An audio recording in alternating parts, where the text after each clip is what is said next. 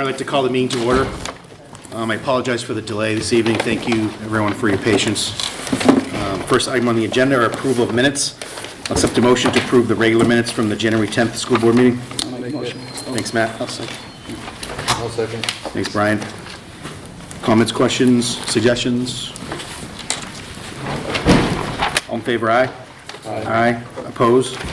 Abstentions? Abstain. Thanks, Jasmine. Next, I'll accept a motion to approve the non-public minutes from January 10th. Make a motion. Matt? I'll second it. Thanks, Aaron. All in favor, aye? Aye. Opposed? Abstentions? Abstain. And finally, I accept a motion to approve the return to public meeting minutes from January 10th. I'll make a motion. Thanks, Brian. I'll second it. Thanks, Aaron. All in favor, aye? Aye. Opposed? Abstentions? Abstain. Due to the time, Vance, I'd like to make a motion to postpone any correspondence and business reports unless you see a need to next meeting. I just have one business report. Okay. Necessary. It's the federal Okay. grant. Why don't you give us that and, Okay, the district had sent into the state requested monies for grant for facilities. The amount of money we had put in requested for was $284,834. That did pass the commission, it was approved. The next step is going to the governor. The governor will sign off on that in February. And we'll get 80% of that, which is $227,867. And we'll take care of 10 projects. great, Okay. excellent. So we have a motion by Matt to move all the reports to next meeting. Can we get a second? Second. Thanks, Jasmine. All in favor, aye?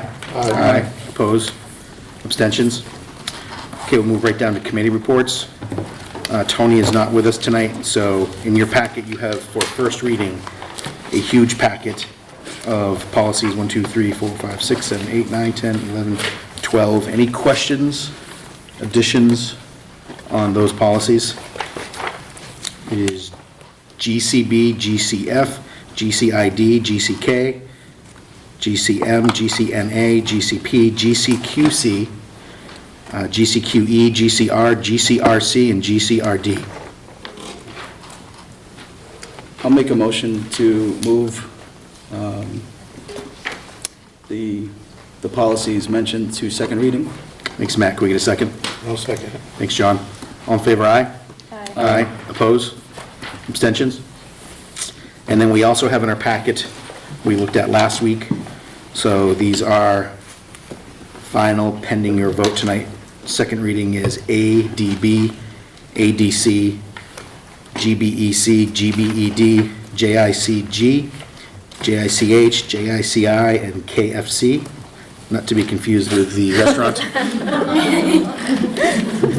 Again, we looked at Although these. you would approve that. Well, yes. So we did look at these last meeting. Shouldn't be any changes. Anyone have anything last minute? I'll make a motion to approve all policies under second reading. Thanks, Matt. Second? I'll second it. Thanks, Aaron. All in favor, aye? Aye. Opposed? Abstentions? So, just real quick committee reports. Any other committees meet in the last 2 weeks?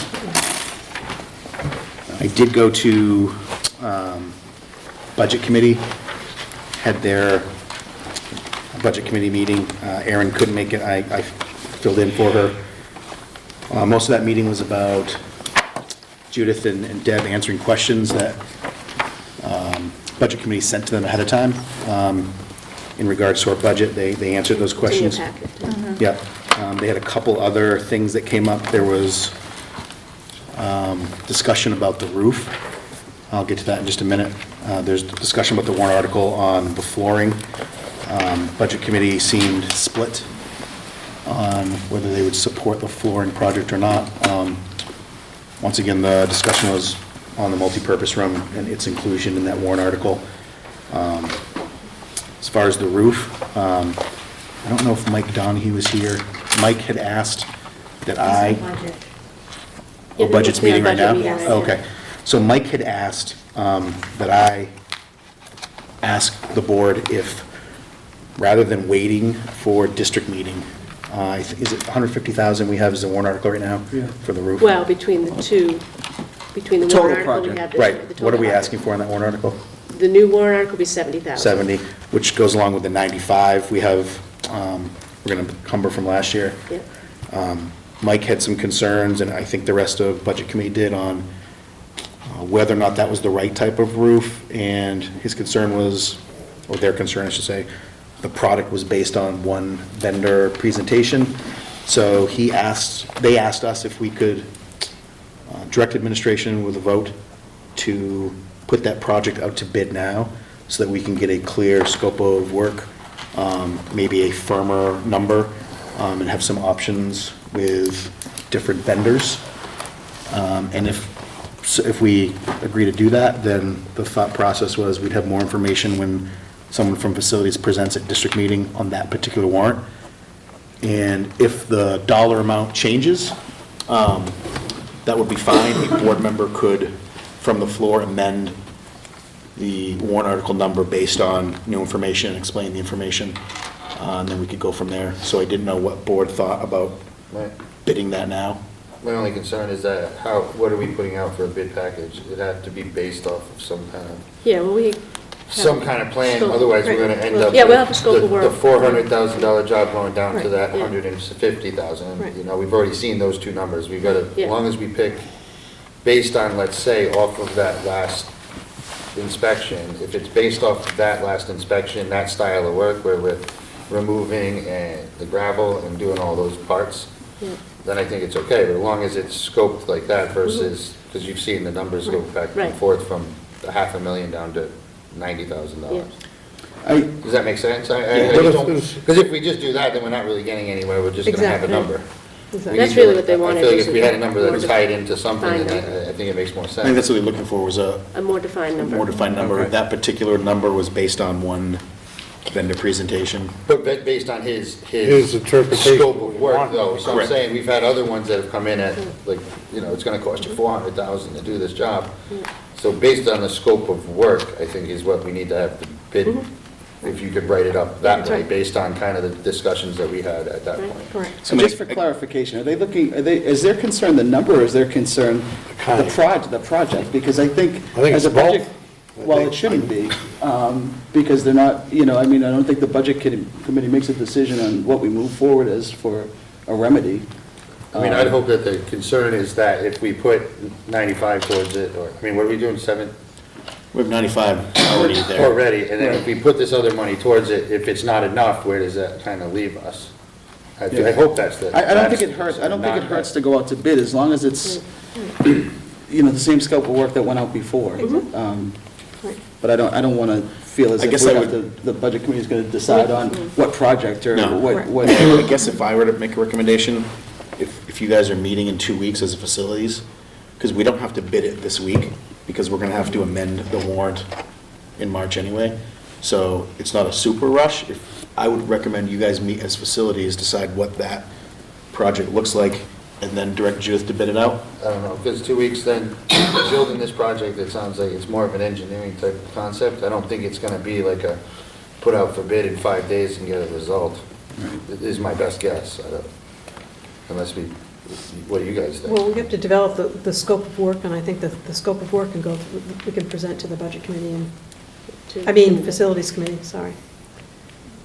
You know what I mean? So if you put it together, presented it in 2 weeks, we decide that, I think yes, we're facilities gonna. is actually next week, because today was It's supposed to this be week. policy. It would've been- Oh, never mind. The thing is, You you guys only can- have one you guys more can have an meeting, extra and it's the meeting. budget hearing. Well, I feel like now we kind of Right. Yeah. have to regardless, Yeah. at the next meeting, but Because we don't need, that puts us into, The next meeting is February 14th, That's which is what I'm also the night of the budget hearing. but that's what I mean, and then if we decided to do it then, we're really cutting it close and but you getting. don't even have to. That was Mike's point, which is a good, solid point. We can still vote to support the warrant article as is, and if you guys don't get bids back until February 28th or March 2nd, if the number is different, as a board, someone can amend that warrant article at district meeting and explain the rationale behind it. The community is not going to vote for a project if we all of a sudden have new information and you want to present that and add it on or take it off, they're going to want the full package. So if you have something new, or we do, Okay. they'll probably gladly vote to amend it. I mean, I can't speak for the entire town, but especially if it's more complete of a project. I mean, does Matt and John agree if they Well, agree? my thought was, how did we get to this No, they can. type of roof? Was there other alternatives? Is that what you're kind of talking about, Brian, or no? This Is this the best option for that roof, I guess, is the question. I is don't the know best that. option for our pocket. It's the best Yeah. option for the roof. I think Yeah. it's a quality roof based on the presentation we Yeah. got. It's the first somewhat, I don't want to say it, proper, the guy looked at it not as being Yeah. this whole, having a shelter, having this, having that, doing this, building engineering. Looked at it as saying, why is the roof weigh so much? Well, we take this off, it weighs this much, now we can go with this style roof. It's a guaranteed roof. I mean, it makes sense. If it's put in right, and if it's, I know that there's people out there knowing, that we've had roof issues in the past that have been guaranteed roofs that kind of didn't really work out that way. But he brought it to a real number, that we can get the project done. We leave it at the other number and we go towards what some of these other concepts we're looking at, I don't think we're getting a roof anytime soon. I mean, we need, what was it, the best case scenario on the other one, I think was two and a quarter or something like that, is best case scenario, and that wasn't presented with the same amount of information. Right. I feel, that was overlaying the roof, and that was doing all this other stuff and engineering. So I don't disagree with and I said this, I think, before, was that by adding that money, we weren't really accepting that bid. I wasn't to accept the bid, I don't think, but it was to accept enough money that at least we hit a mark of one project. So if it came in under, if it came in a little over, it's easier to swallow, but if we don't do it now, then we don't do it till next March, because the 95 isn't enough. Am I wrong? That's correct. Okay. Makes sense. So that's basically the reason, John. It's not, we're not taking the roof and saying we're gonna go with the guy. It's just, they put us in a ballpark that's palatable. Okay. So I agree, let's do that. So you want to look at it? Sure. If they write up whatever we're gonna write up, we look at it in 2 weeks, and then we go Okay. forward with it. And then report to us at the board meeting? Sure. Okay, sounds good. The other stuff from that budget committee meeting, they did not really discuss making any cuts at that point in time. I don't know if, or additions other than one item. They had, sounds like collectively, they are looking at making an increase to the budget on one line. They are discussing the increase of paraprofessional hourly rate salaries. I think the initial conversation revolved around getting them up to a certain dollar amount, and then it became a specific increase to percentage-wise to all paraprofessional salaries. I think it was 25. They hadn't decided yet, but broken down, I can't remember the exact dollar amount. It's looking like mid-30s would be the Right, 35. overall increase to the budget. They have not officially said they're doing that. It was a long discussion about it. And they said at their next meeting, which I think is right now, they would look at other non-contracted employees also. So I don't know if that's bus drivers. So what was the 30K for? Just It was, one. that would be the overall dollar amount increase if they gave every para a raise of X amount of a percentage. Just paras? Yeah. So, and again, it's not final, it's in discussion. So when JJ just said they would look tonight at the other non-contracted, so I'm assuming secretarial staff, custodial, bus drivers, whatever else we have. But in terms of budget cuts, nothing has been brought up yet, am I right? Right. Okay. So they have until February 14th to present their budget anyway. So that's where they stand.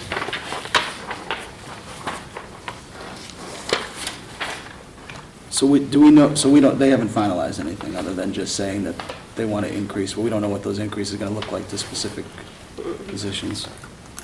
Okay. What did it here? What's that? 50%? But I think this is this just general? This, we Like went a back. starting rate that We someone would just come in? went back and, because we, in the past, have looked at certain districts, and we looked at it by category of our support staff. So we have the 2017-18 actual starting rates for all those districts, and we have 2018-19 budgeted rates from the ones that we can get them from. Those similar districts. So this doesn't include the 30,000 that No, they're this discussing? is, no. This is just where This we is- fall so, within the yeah, other... Yeah, and what others are paying for the Okay. same types of positions. Okay. Did you give them a copy of No. this? Okay. Sure. Yeah, so that's, if you guys are looking at that now, we can go through that if you want, or, I don't know if... Well, I guess make a general statement, for whoever the budget rep is, if they ask for your input, that I'm certainly in favor of creating a more livable wage for people that work in our district and benefits that might create some sort of ease in their life.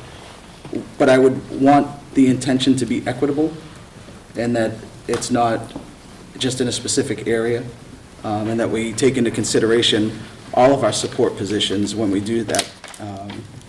$30,000 sounds like a lot of money for a small group of people. Not that they're not deserving of it, but there could also be unintended consequences of something like that. One of which would be, depending on what the percentage it is of an increase, we do have negotiations this fall with the union. So we have to be mindful of what types of rates we're moving towards. And the other, it would be an hourly or a per diem rate when you're talking, comparing it to teachers or certified or degreed staff and how that falls in line too. So I'd just like to relay that. I'm in favor of it, hopefully it's done thoughtfully. I agree. Do you know when their next meeting? I don't know, I told him to tell us tonight after the Okay. meeting. Okay. So hopefully Aaron can, if you want to send an email, I can't always make it, I was able to that night. And, Yeah, I just had to work that night. Yep. so. So as long as we have someone there to report back. Any other committees that met before we move on? None? Okay. So next, superintendent evaluation was in your packet. It would be best case scenario if we can finish her evaluation and give it to her prior to a new board coming in. There are 2 open seats, so we don't want to get into a situation where 2 brand-new people are doing an evaluation on someone potentially who hasn't been on the board. So if you guys can get those back to Fran by the end of next week, and I will try to do the same compiling of results and we'll present it at the next meeting. Is that good with you, Judy? Yes, that's fine. Okay. Can everyone get that to Fran by, what's next Friday? Second. So the 2nd? Okay. So it was written right on our thing. Okay. Oh, in her memo, okay. We also have our school board evaluation goals in there. I think it's just, could probably do it at the same time, get it to her same day. Any other new business? Continuing, we have student data. I do not have Okay, nothing tonight. And then budget, we've already passed the budget. I gave the budget committee update, no new. I think next week, next meeting, we should vote officially on the warrant articles. That's the night of the budget hearing. Yeah. Okay, should we vote tonight on those then? Normally you do it Okay. before that. They were in our You can do packet. that now, I mean, we don't have to post the warrant until the week after the budget hearing. Well, we can vote on it and always amend it. Yep, we can do that.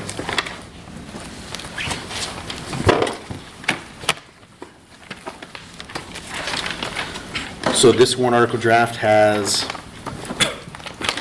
14 different warrant articles. Do we have to read them each individually verbatim, or can we do as presented? Normally, Yeah, can't remember how we do it. Yeah, you can do it after. Has everyone gone through these? You voted on the budget last week, which is Article 6. Correct. So you'd be looking at Article 7 now.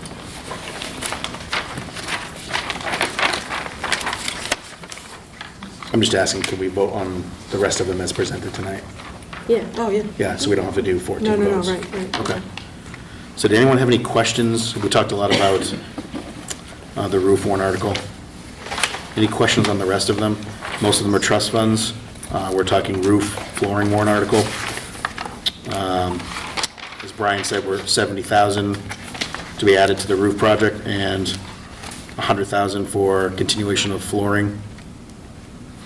And Articles 9 and on are trust funds.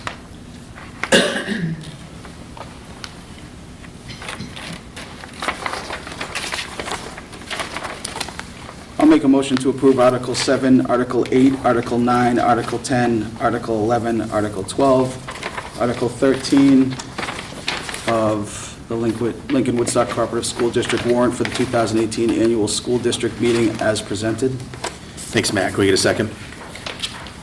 I'll second. Thanks, Brian. All in favor, aye? Aye. Opposed? Abstentions? Okay, so you can let the budget know that we approved all warrant articles as presented. I just had one other thing for continuing business. We had, Budget Committee asked also where we stood on,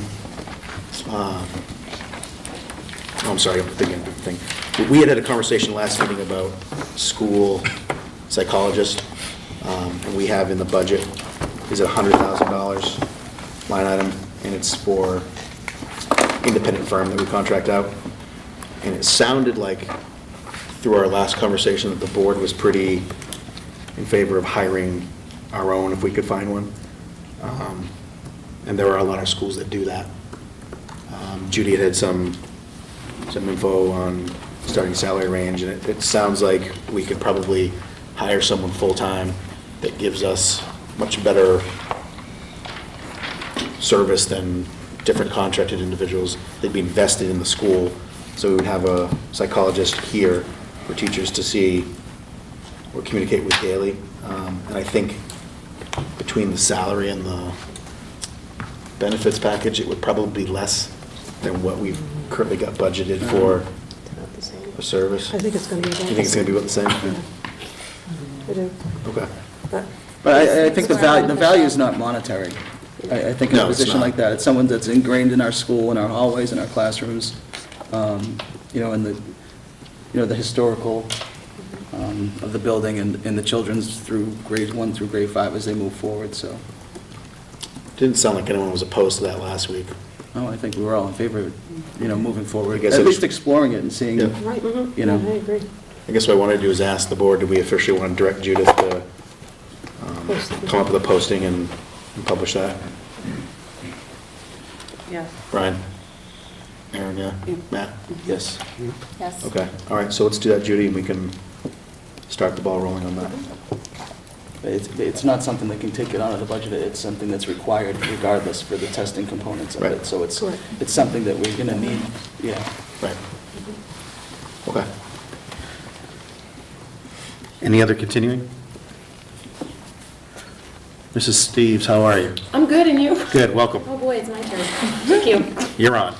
You haven't seen enough of us? I know. Spend the evening with you guys. It's been lovely. From Christy Morris, the Lin-Wood Wellness Committee, is excited to be partnering with the UNH Cooperative Extension, the Lincoln Woodstock Food Pantry, and the Lincoln Woodstock Rotary to offer a free slow cooker class. Classes will be an hour and a half for 5 weeks at the community center. Participants will learn safe food handling techniques and nutrition tips.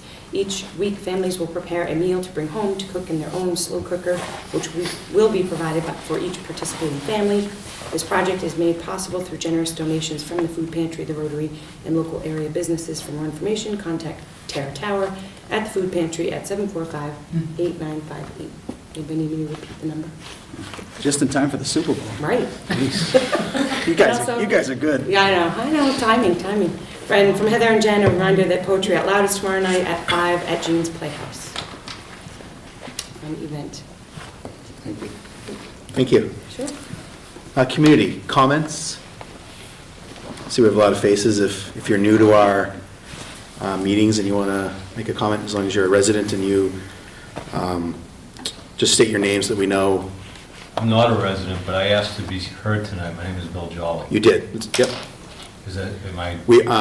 The superintendent, she contacted me and I approved you to speak, yeah, so Okay. you are actually okay.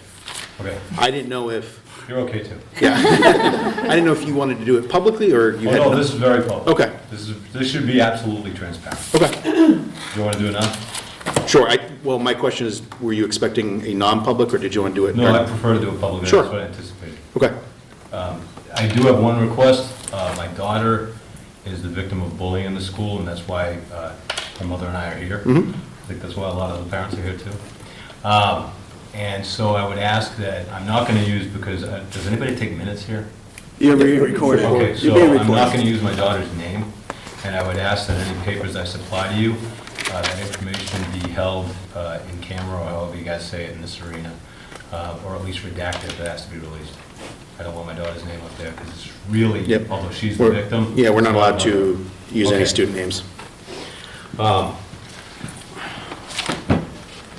I was rehearsing this morning in the shower, and I cut my nose with a razor, so if it starts bleeding, please don't giggle at me. You want I one? don't think I need them. Okay. Well, if I have enough, I'll do it. These are correspondences, I think the folks over here already have them, between Amy, actually I have another smaller pile. Thank you. Me and the different members of the administration. Thank you. Superintendent. So I'll just give you these, but I would ask, these are more for your perusal later, I may reference them. Yes. Good reading for tonight. This one came today. Ms. McGann, we've never met, although I asked for a meeting with you. I don't know, did I get a copy of this as well? Because I'm not CC'd on this one to Amy. You did get a separate copy. Okay. I haven't signed for it yet, but I will.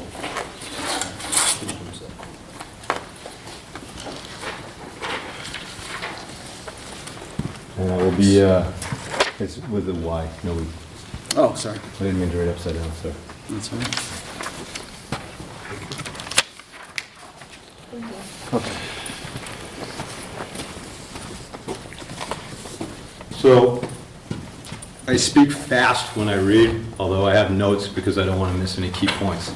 So if I start sounding like a Boston accented auctioneer selling cattle, please interrupt me, okay? And I did put this table out, it was kind of audacious of me, but General Patton said that's the way to live. So, okay.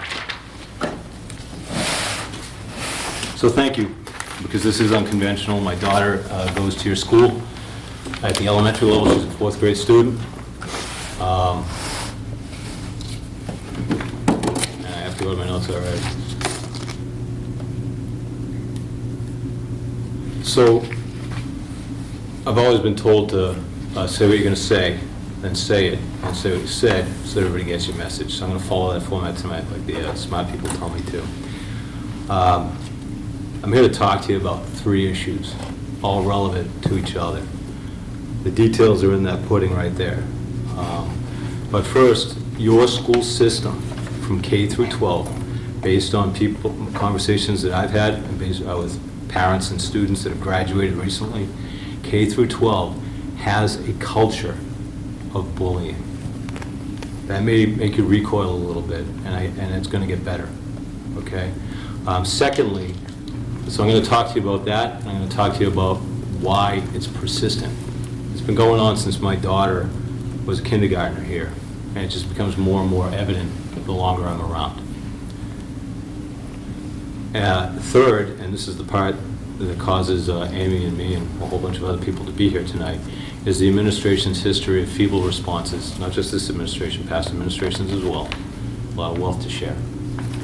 Horrible responses to bullying. It's not fair, it's not okay, and in fact, it's unlawful. To establish my credibility when I get into culture, I got to explain a little bit about myself, because nobody here knows me except Aaron. I'm a military guy. My background recently, after getting mangled a couple times. My background is, I went back to school, became the equivalent of an anthropologist, and I do counterinsurgency advisory work and planning for operations, real and hopefully never future, okay? So I'll get a little anecdotal here, or tangential. About 3-4 weeks ago, I was digesting what my daughter was telling me about her experiences being bullied in this school. And I've been here before in previous years, nothing as significant as this. And I was saying to myself over a cup of coffee at like 3 in the morning because I couldn't sleep, I was so angry about it. I was telling myself something, and then it occurred to me, this is the exact same model as an insurgency. The model here for bullying, and I'm not a bullying expert. I don't claim to be. I was a cop, but I was never an SRO. I don't know much about bullying. But either particular to your school or maybe in every school, bullying is here, anyway, the same as an insurgency. Obviously, nobody's coming in here with a vest and doing grievous harm to people. I'm not saying that. However, the model is the same. And so I'm going to talk about that culture for a minute. I'll get off that and get into just the culture in general, or into insurgency. The parallels are pretty simple to discern. Insurgency relies on 3 ingredients. That's all it takes, 3, which is rhetorical, which makes it easier to teach. But anyway, it requires weak governance. Okay? You have to have weak governance. And I will tell you people, and I know you're part of it, so I don't mean to insult you, because I think that you're largely unaware, at least most of you, that this is going on. You're not immersed in it every day. So you get things second and third hand. Maybe at the checkout line at the supermarket, or another event, or the kids tell you something when they get home. So you require weak governance, an insurgent element, in this case it would be bullies, and then a willingness by that aggressor to either intimidate, harass, or in some way influence to the point of physical violence. That's all an insurgency is. And the positive here, the good news with all of this, and it took the Army a while to figure it out, thank you, General Petraeus, you got to take away one ingredient. If you alter favorably the conditions of one of those ingredients, the bullying will diminish dramatically, just as insurgencies diminish dramatically. My own experience was, all you do is make sure people can grow their own food, you reintroduce food security to a developing country, all of a sudden they're not trying to kill the government anymore. Okay, it's that simple. So it doesn't mean that you have to come in, I'm not saying you have to come in here with teams of guys dressed like Darth Vader with fast ropes and go after the bullies. Although, when it's your kid, the thought occurs to you, but really, the issue here is that you have a culture that, because of this history, has had it reinforced that bullying is acceptable. It's the way life is. And if you look at developing countries or disenfranchised neighborhoods here in the United States, that's what's going on. When a neighborhood, let's take us out of it for a minute, if a neighborhood in an urban or a rural area is overwhelmed with drug abuse, I can tell you right now that these 3 ingredients exist there. I'll find them. I'll show them to you. And the same thing is existing here. Okay? So that's my bad news. But the positive is that it can be altered, and it shouldn't. It shouldn't take 45 days, but we'll get to that. So I'm going to relate that to your school, and this is where people are going to get angry with me, and I'm okay with that. I'm my daughter's dad, and I don't care who gets angry. Okay, and I'm sure you guys have kids or have had kids, still have kids, and you'd feel the same way, right?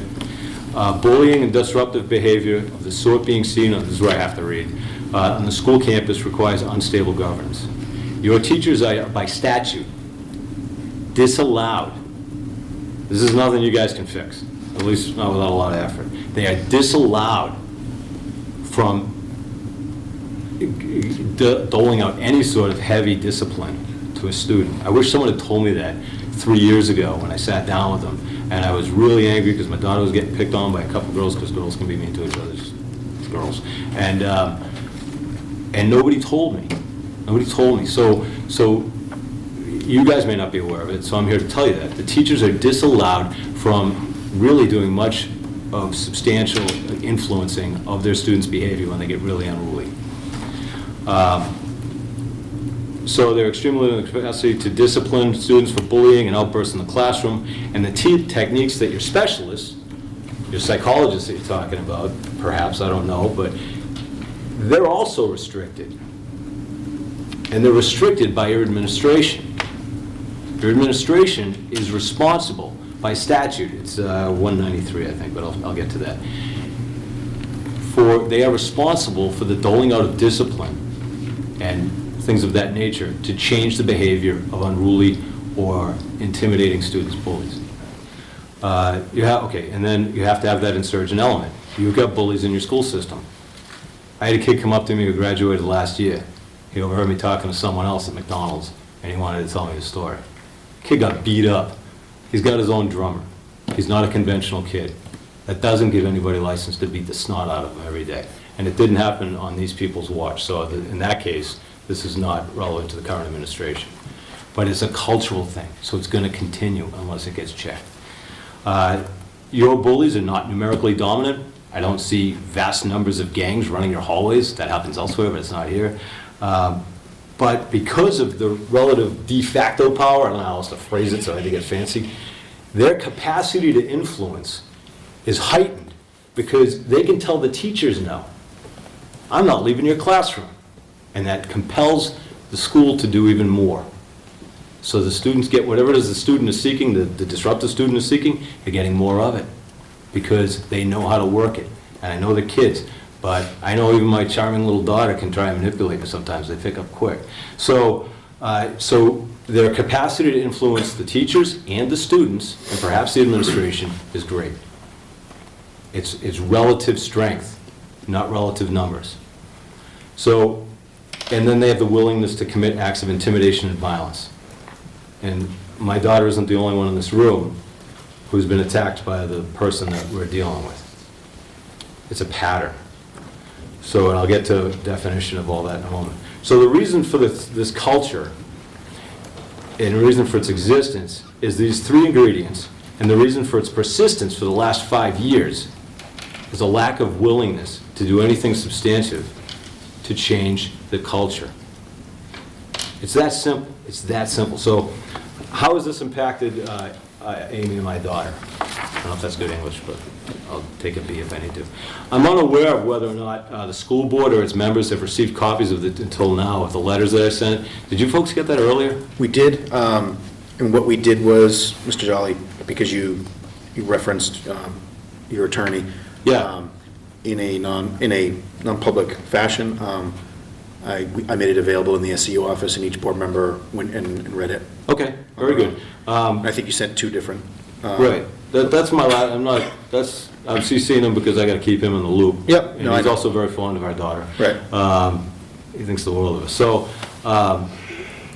So I gave you the letters, and I also gave you that letter from Ms. McGann that came out today.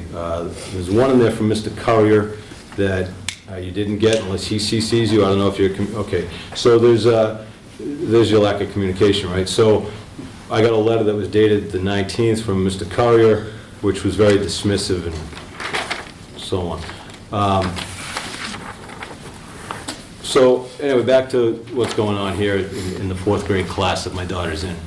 Our daughter has been the victim of harassment, intimidation, threats, physical attack by a classmate, and it's a male classmate. And Mr. Manning, you mentioned second and third, or you mentioned unintended consequences. I call them second and third order effects. Yeah, can I just stop here for 1 Yeah. minute? I think, and I don't want to speak out of turn, No, I go think ahead. we have to be really careful how closely we identify the children that might be involved in this I'm situation. not identifying anybody. Well, it's, I'll be careful. okay, be Yeah. a little bit more careful, that's all I'm asking.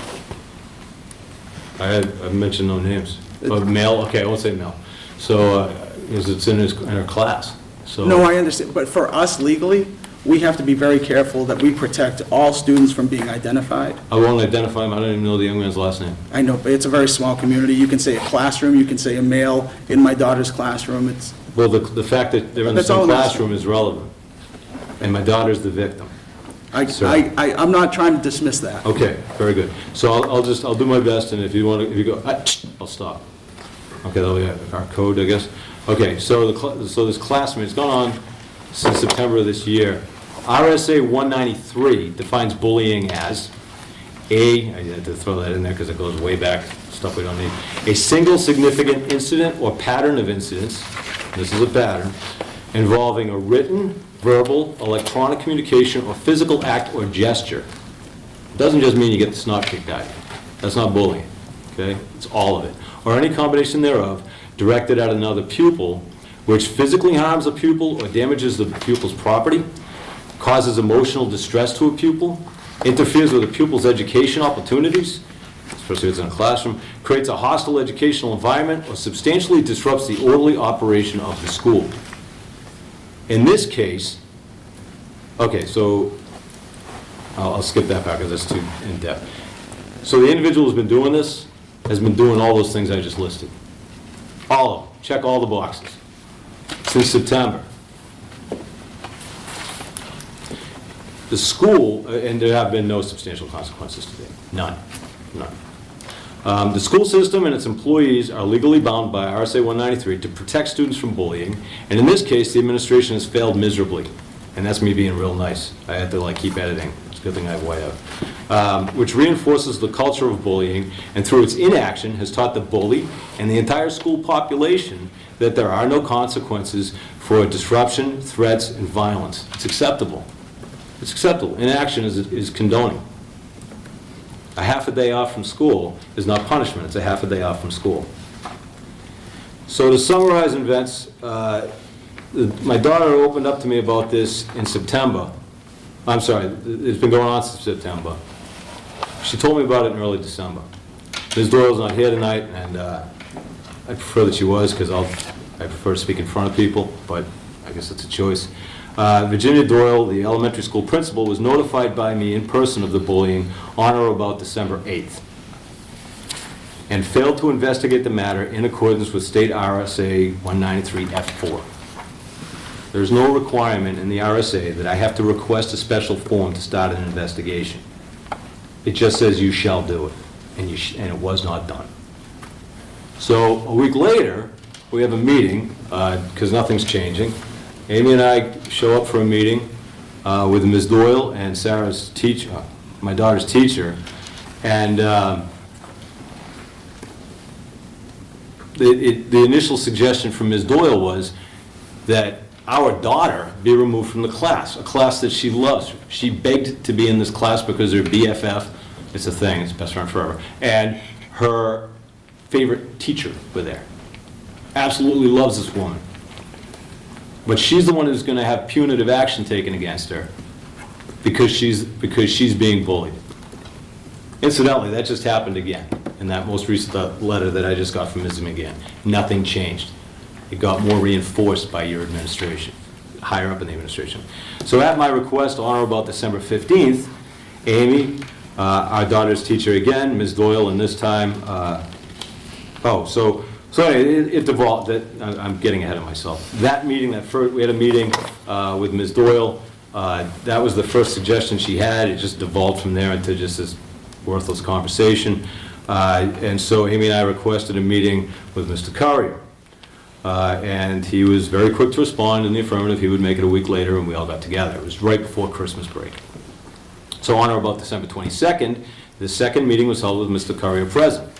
This also was an exercise in futility.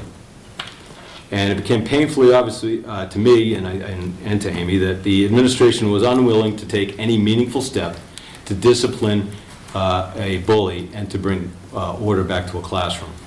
And this is in spite of an abundance of evidence that steps taken thus far have been largely ineffective. You can check boxes all you want. That's a measure of performance. Congratulations, you get a cookie, you did the step. But we got to look back and say, are these having substantial results? Are we getting results for our efforts? And so the unintended consequences are no. And because of that, it's reinforcing that culture again. Because the kids are seeing this. The other kids. You also have in an insurgency, you have populations. You have the good guys, and I'm oversimplifying this, believe me, but you have good guys, bad guys, and everybody else. And within the population of everybody else, you got people that are fence sitters. So if you use a developing country or a developing neighborhood around here in the U.S., it's really no different sometimes. You got people that are disenfranchised and they don't know which way to go. Well, maybe you got kids in the classroom that are disenfranchised socially. And yet this kid's a rock star. His behavior is getting him all the attention a kid ever wanted, even if it's negative, it's attention.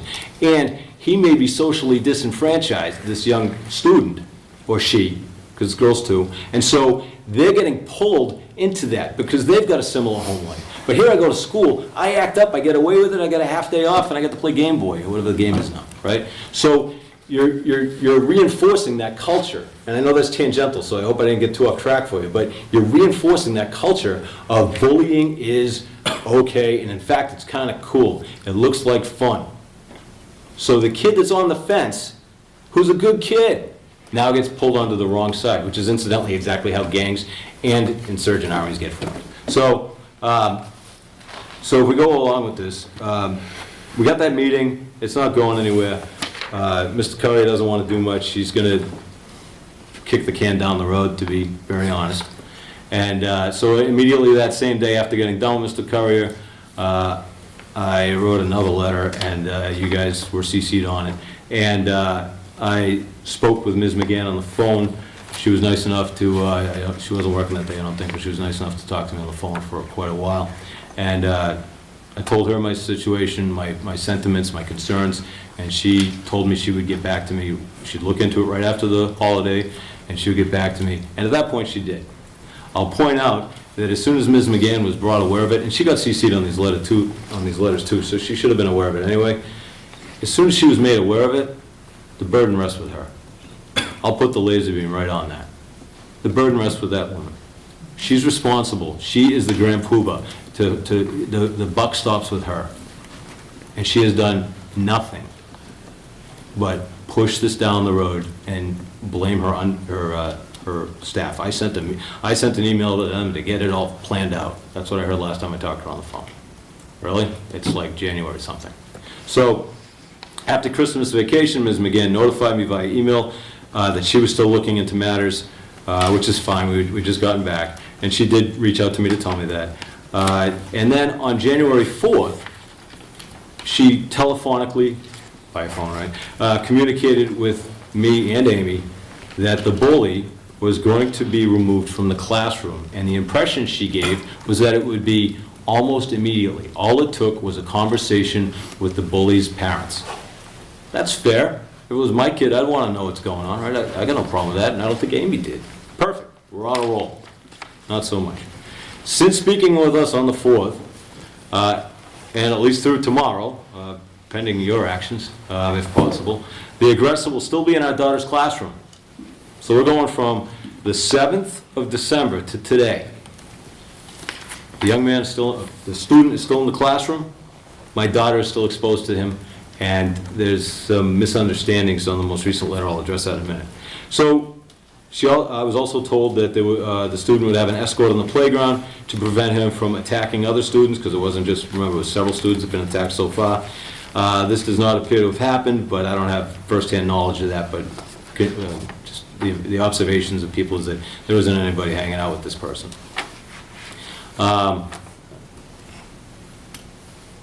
Okay, so over 45 days is an unsatisfactory response time to what has been a very hostile situation. Ms. McGann refused to advise me in writing, even when I said, please just redact sensitive information, of the administration's intent. In other words, tell me what your standard operating procedure is for this type of thing. I don't care about the student's name at this point. I care about how my daughter's being protected. And she refused to send me a letter or an email. I've got this thing, which I guess may be that now. Mr. Currier's letter of January 19th, which you'll have in there. I guess you weren't CC'd on it. And Ms. McGann's of whatever date that was, today, or yesterday, I guess, individually and in tandem, evince an absence of intent to protect victims of bullying. There's no goal here to protect the victim. We're going to kick it down the road.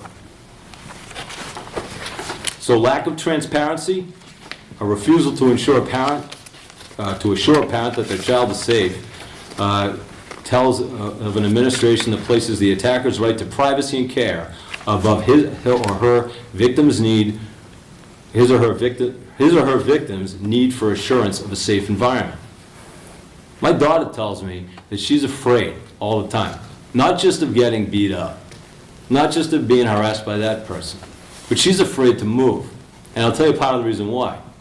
And this is something that is, I'm sure, a cultural thing in every school around the country right now. We tell our kids it's not okay to hit. We forget to tell them that it is okay to defend yourself. So these kids are afraid to defend themselves when a bully goes after them. We're sending a bad message. There's your unintended consequence. Don't hit. Don't you ever start a fight. I do not ever want to, that was the lesson I got from my dad. I never want to hear that you start a fight. You're in a heap of trouble if you do. But now we're telling kids not to hit, so we can't defend ourselves. And then we wonder why we have the Me Too movement, #MeToo, when these children grow up to be adults. It's unintended consequences, I'm sure. I'm not saying there's malintent by some of the messages that get put out by schools, but what you're doing is you're causing people to adopt a victim mindset and just expect that that's how life is. And that's a horrible message to send a child. So closeting intent from here on out, in tandem with the failure to protect thus far, exacerbates both Sarah's mother's and my concern, and should cause you folks to be concerned. I hope you're concerned. I hope you are somewhat angry, because you are being failed by your administration. I'm glad they're here to hear it. I think it's courageous of them to at least show up. I guess maybe they have to be here anyway, but I'm glad they're here to hear it. So in closing, I've reported to you, remember you got to say what you said. So first, your school's culture of bullying and the reason for persistence. We touched on that. Second, I touched on how this phenomenon has impacted our daughter. Third, the administration's feeble response to date. And so what do I want? Why am I here? Just a report? Sure, that's a start. But I want something. This is my kid. So first, I want you guys, this board, to instruct the administration to remove the bully from the classroom. He's an attacker, he's a belligerent, and I know he's a child. I'm not saying don't help the child. But if you remove the bully from the classroom, it changes the environment, and it starts to alter the culture in a positive way. Secondly, I want the board, please, I know you guys got, I didn't realize all the stuff you guys do on roofs, never occurred to me, but thoroughly investigate what I've described as a culture of bullying. Don't just, please don't just take note. Please don't sympathize. Don't even sympathize. Just investigate. Draw your own conclusions.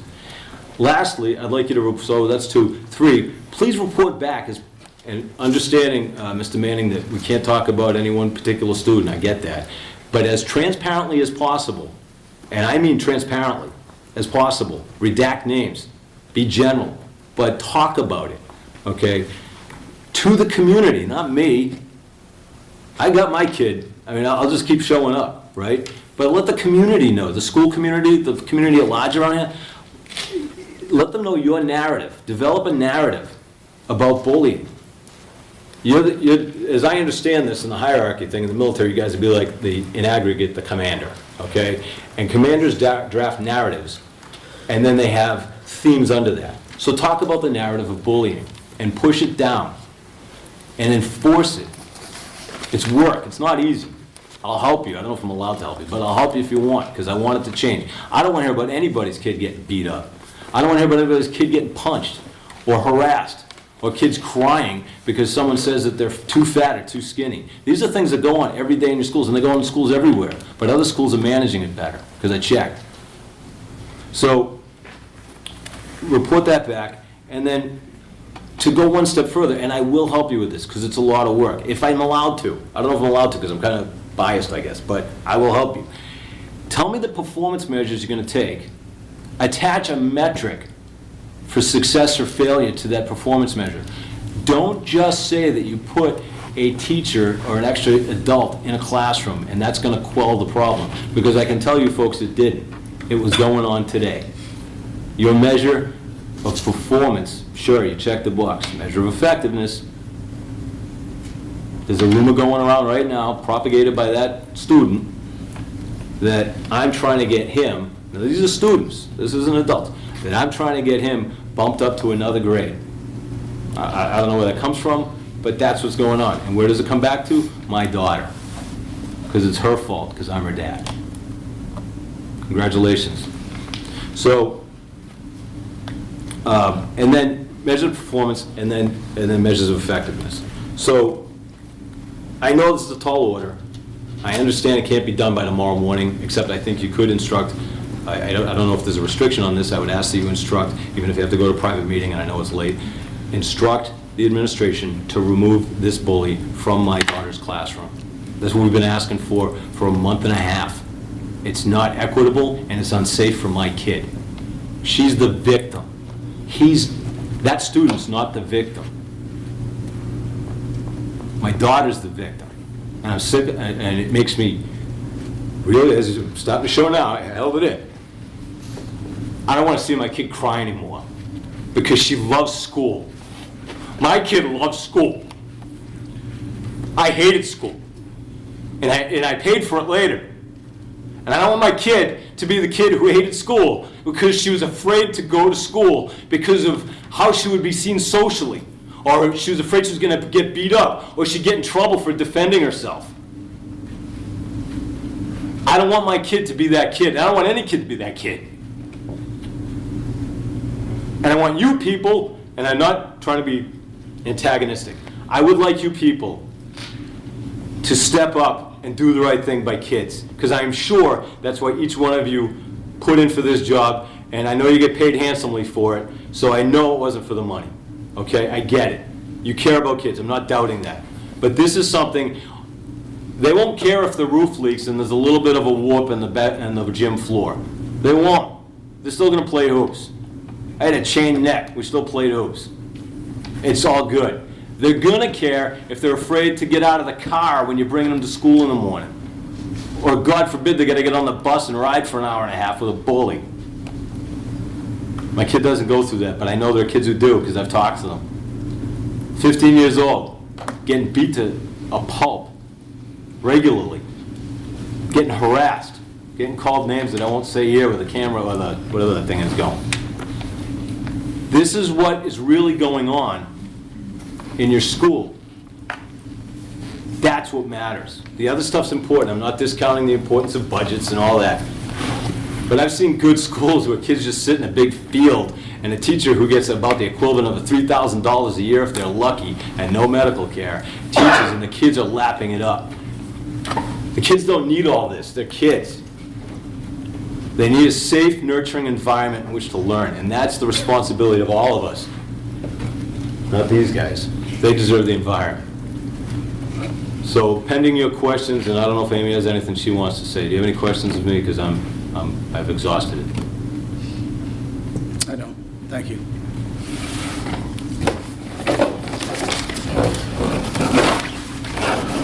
Thank you, Mr. Jolly. Sure.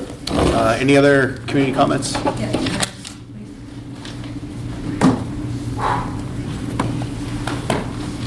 My name's Amy Forbes, and my child is the one that we've been speaking about, whose name we're not going to use, so I need to cross it off my notes.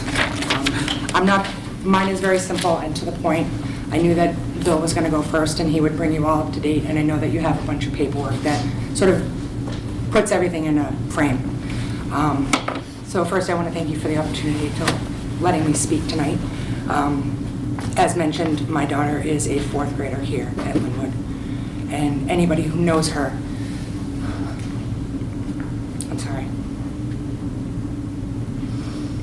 knows that she is a voracious reader. She loves school and craves knowledge. She is the kid who is standing up for other kids being bullied. She's confident and she's compassionate, and she's standing up for her friends while she's being bullied by another student. She's not cowering in a corner, and she's not going to.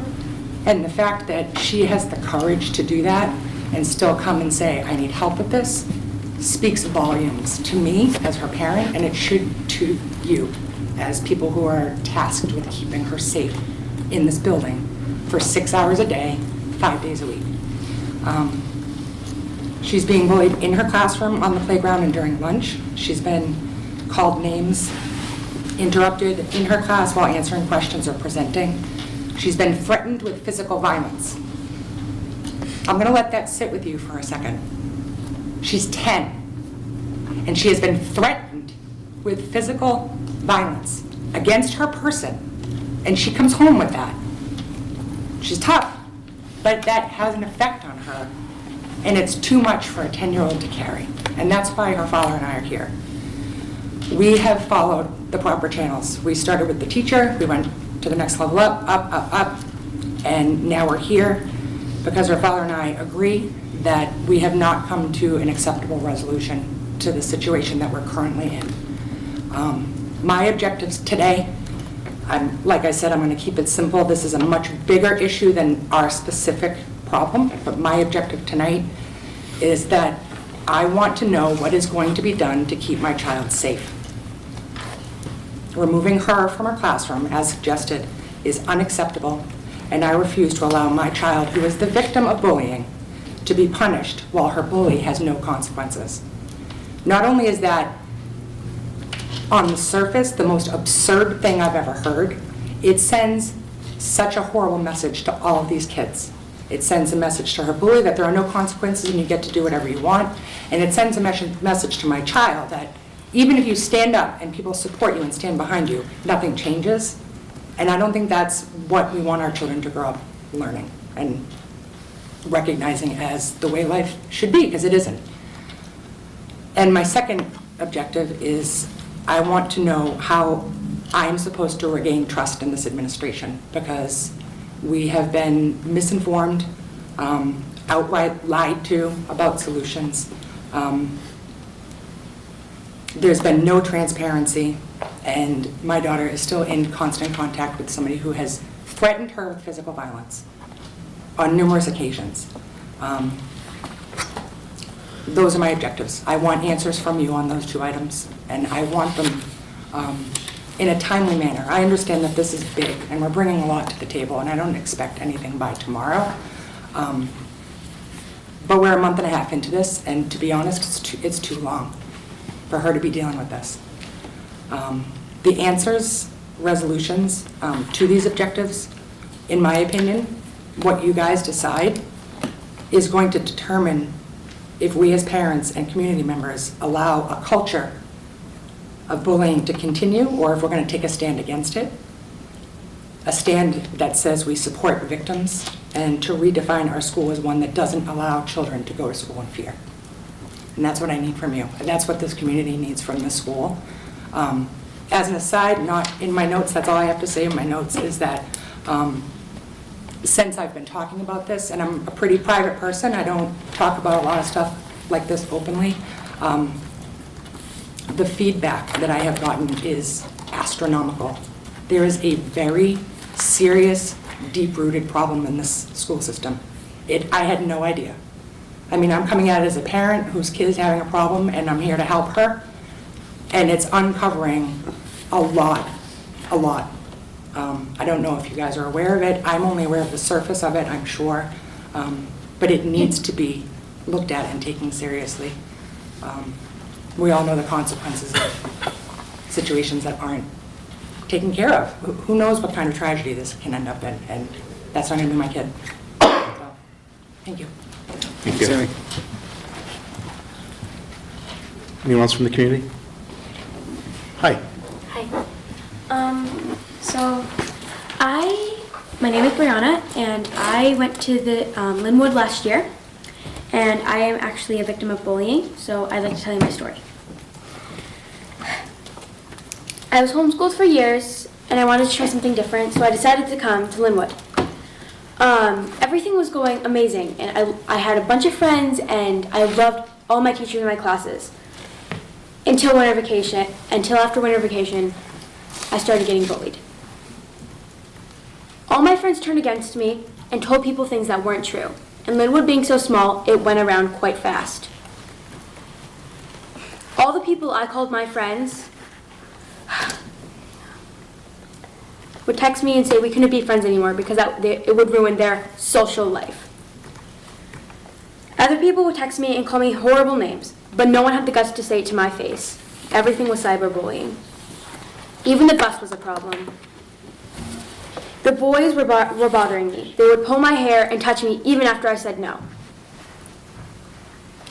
One day, I even came home with 2 black eyes. The bullying got so bad that I wanted to kill myself.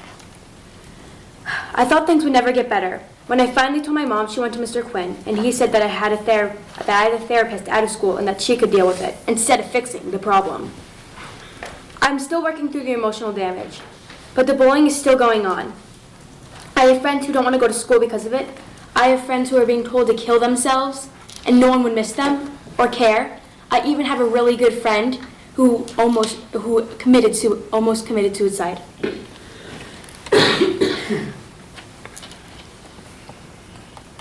I really wanted to go back to school because I loved my teachers and my classes, but I didn't think I could go back without having the same problems. I had the opportunity to be homeschooled, but not everyone does. But you shouldn't have to leave school to stop being bullied. I want to see more solutions and support for the kids who are still being bullied, and I want to see no one being bullied because I'm sick. I have friends who are still going through it, and it's awful. Thank you. Thank you. Anyone else? First of all, thank you for your courage. I'm not going to tell you my story. I'm just going to tell you that there is consistency with the lack of communication with the victims and the administration, having gone through it myself as a step-parent, and it's not fair. So I just want the board to know that these people here that are strong enough to speak, you need to hear that there's a consistent pattern, and it's called lack of communication. We can't help our children if we're not being communicated to, and that's all I want to say. Thank you. Hi. Just so you guys know, the table is, you don't have to come up, you can stay there if it's more comfortable. I'm Skylar, and I'm a student here. And within the past year, I have been bullied a lot. And not everyone has a voice, but they don't choose to use it. So I'm gonna take a stand. This year, a lot of my friends, and last year as well, have been targeted by people in middle school and people in high school. And for me,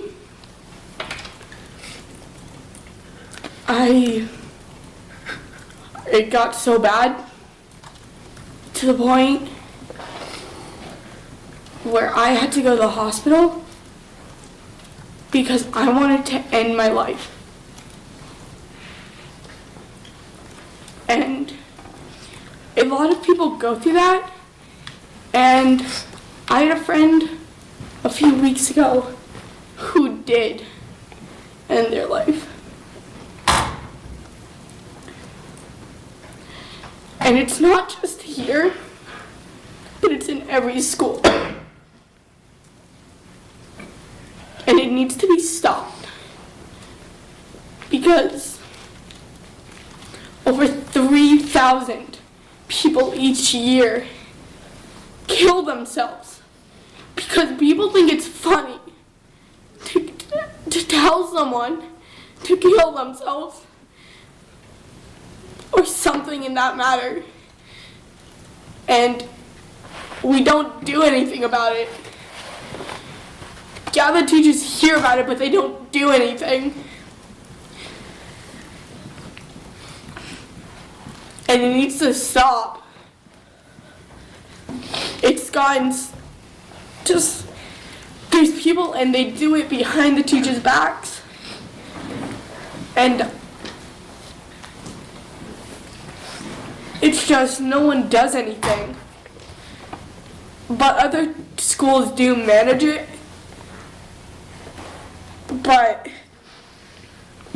And if it wasn't for my friends or family that helped me through it, I wouldn't be here right now. But I'm here giving this speech so people don't feel what I felt. And if my friends or family didn't stop me, then some of my friends told me that if I were to do it, they would have done it. And that really makes it just worse. So bullying needs to be stopped. That's all I have to say. Thank you. Anyone else from the community? I hope this shows how important this is and how dire it is. My daughter was bullied, and she thought the only way, the only solution was to kill herself. Luckily, I came to Mr. Nelson. He dealt with it that day, and the girl was expelled. There's no need of it, and there's nothing worse than going to bed every night wondering if you're going to wake up to having a child in the bed. And I know you all have kids. I don't ever want you guys to have to do that, but you will if it isn't taken care of now. Because obviously it hasn't gotten better. Thank you. Anyone else? I'd like to say something. Sure. Some people are scared about telling their feelings about bullying, and I'd like to share my story.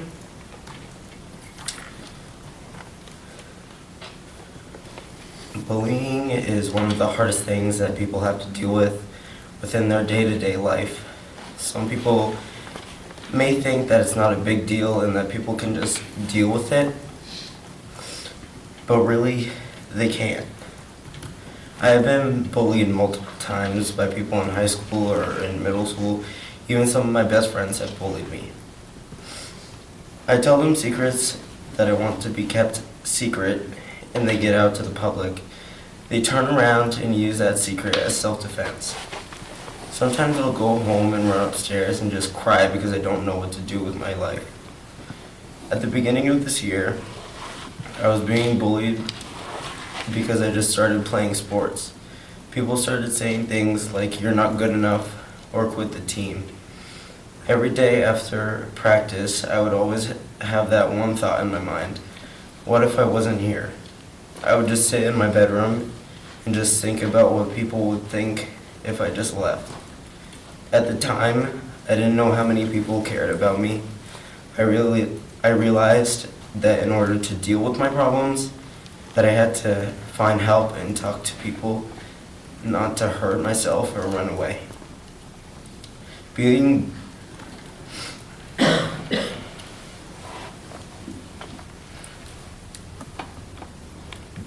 bullied has taught me that people just want to make themselves feel good by hurting other people. I really want to thank my mom for helping me through all my problems, because if you weren't there, I would be a hot mess.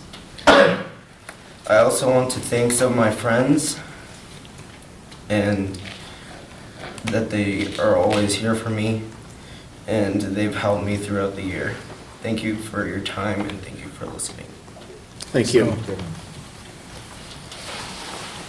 Anyone Just else? have something brief. Sure. My oldest son is in the high school, and he wanted to come this evening, but Nathaniel is special, and I didn't think he'd be able to vocalize, so I told him I would say a couple of soft words for him. Nathaniel looks normal, but he is not normal, and he is bullied continually. He is picked on, called names, he is cyberbullied, and every day he gets up and he goes to school, and I thank God sometimes that he's special because he's able to kind of do something with that. But he wanted everyone here to know how proud he was of his sister, to be able to come up and speak, and to know that she isn't walking alone, as you can see and hear, and that he wishes that he had the opportunities to be able to be homeschooled and to not come into it. So there's his words. Thank you. You're welcome. Anyone else? Okay, seeing no more comments, we'll poll the board to go into non-public. RSA 91-A:3, matters that may adversely affect reputations of persons other than board members. Brian? Aaron? Yes. Matt? Yes. John? Jasmine? Yes. Okay, thank you, everybody.